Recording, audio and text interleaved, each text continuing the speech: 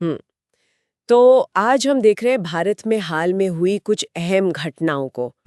जो जानकारी हमें मिली है उसके आधार पर हाँ। हादसे भी हुए, मौसम भी बदला और राजनीति में भी काफी कुछ हुआ। काफी उथल पुथल रही है ना? बिल्कुल बिल्कुल। और ये जो अलग अलग चीजें हुई हैं, जैसे वो विमान हादसा या फिर बेंगलोर में जो हुआ और चुनाव के नतीजे भी, ये सब मिलकर ना भारत के सामने जो चुनौतियां हैं, जो बदलाव आ रहे हैं, उनकी एक तस्वीर दिखाते हैं। सही बात है, इन्हें जोड़कर देखना जरूरी है। तो शुरुआत करते हैं सबसे दुखद खबर से। 12 जून अहमदाबाद। हाँ, एयर इंडिया वाला हादसा। हाँ, वो Boeing 787 Dreamliner take off के तुरंत बाद ही बीजे मेडिकल कॉलेज के हॉस्टल ब्लॉक पर गिर गया। बहुत ही भयानक। विमान में 242 लोग थे। और सोचिए, सिर्फ एक यात्री बच पाया। 241 लोगों की मौत हो गई। अविश्वसनीय। और जमीन पर भी हॉस्टल में कम से कम 38 जाने गई। ओह, मतलब कुल मिलाकर बहुत बड़ा नुकसान हुआ।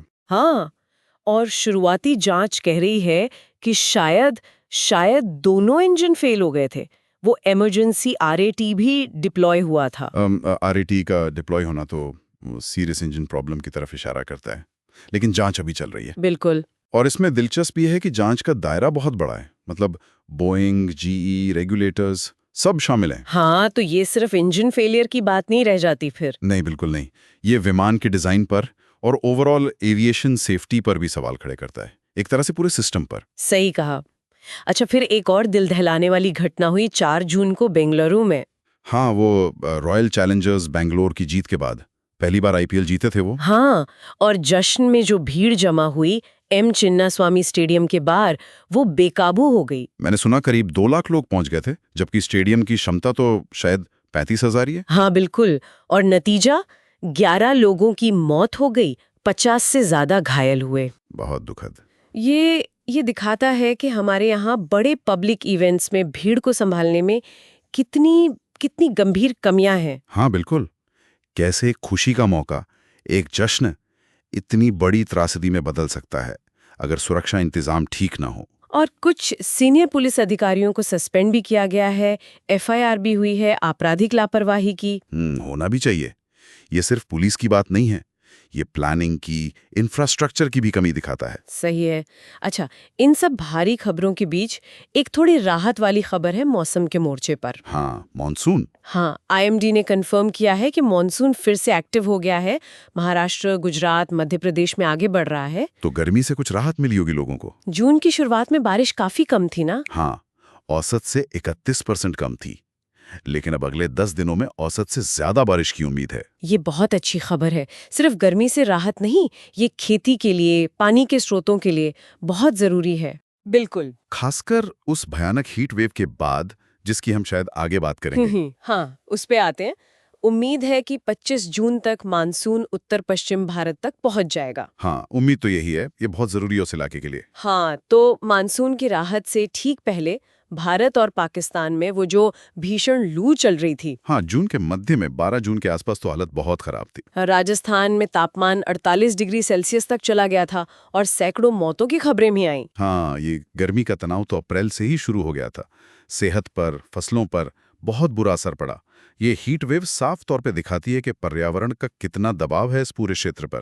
ये क्लाइमेट चेंज के असर का एक जीता जागता सबूत है। सही कहा। और इसी वजह से मानसून का समय पर आना और भी ज्यादा जरूरी हो जाता है। बिल्कुल। अच्छा, अब जरा राजनीति की तरफ चलते हैं। हाँ। दिल्ली विधानसभा चुनाव। हाँ, 5 फरवरी 2025 को जो नतीजे आए। हाँ, नतीजों ने तो मतलब सब कुछ बदल दिया।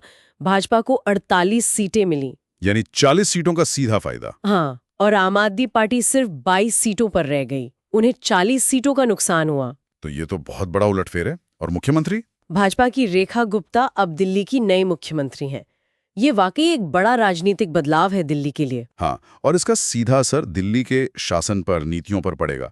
जाहिर है, हर नई सरकार की अपनी प्राथमिकताएं होती हैं। बिल्कुल। तो पिछली सरकार से इस सरकार की नीतियां, उनका फोकस काफी अलग हो सकता है। देखना होगा कि ये बदलाव जमीन पर कैसे दिखता है। सही है।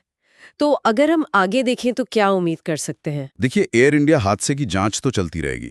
इंजन और डिजाइन पर फोकस रहेगा। और उम्मीद है कि एविएशन सेफ्टी और क्राउड मैनेजमेंट दोनों के नियमों में कुछ सुधार देखने को मिले। हाँ, ये जरूरी है। और मौसम? मानसून उत्तर पश्चिम भारत की तरफ बढ़ेगा, ऐसी उम्मीद है। और दिल्ली में? दिल्ली में नई सरकार अपनी नीतियां लागू करना शुरू करेगी, जी। तो वहां भी बदलाव देखेंगे। तो कुल मिलाकर हमने देखा कि ये जो हाल का समय रहा है भारत के लिए, हादसों का, प्राकृतिक घटनाओं का और राजनीतिक फेरबदल का एक तरह से मिला जुला दौर रहा है। हाँ, ये सारी घटनाएं अपने आप में लचीलेपन की, रोजेजी की और बदलाव की कहानियां हैं। बिल्कुल। और ये सब मिलकर एक बहुत ज़रूरी सवाल खड़ा करते हैं कि ये जो हालिया दबाव हमने देखे हैं, पर्यावरण के, हादसों के, राजनीति के, ये सब मिलकर भारत के सिस्टम की, व्यवस्थाओं की किन अंदरूनी कमजोरियों को या फिर किन ताकतों को उजागर कर रहे हैं, जिन पर हमारा भविष्य निर्भर करेगा।